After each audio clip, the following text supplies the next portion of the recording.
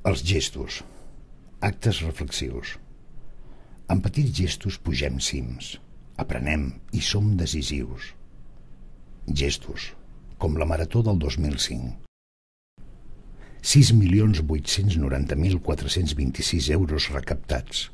És gravíssim, D'aquests, 187.059 euros donats a l'Hospital de la Santa Creu i Sant Pau, al doctor Blanco i al seu equip d'investigació.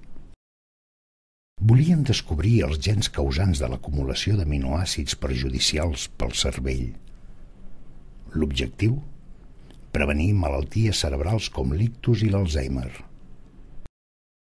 Per aconseguir-ho, primer van recollir dades, moltes dades. 1.000 persones, de 50 famílies, malalts i no malalts. A tots els van escanejar els gens. Després, van estudiar la correlació entre els gens heretats d'avis, pares i nets. Ara, sabem què fa encendre la guspira de les malalties neuronals. Gens i condicions ambientals.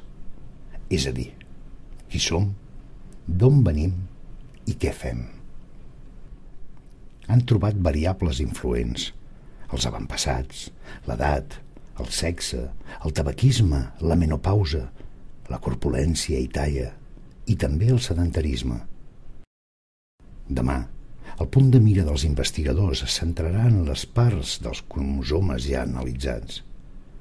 Així, sabrem per què només algunes persones amb gens semblants emmalalteixen i evitarem malalties neuronals. Com el de Girona va cantar, l'esperança és mentida sense esforç a la vida. Amb gest perseverant, seguirem investigant i cap tisorada ens podrà aturar. La marató de TV3. Gestos que diuen molt de tu.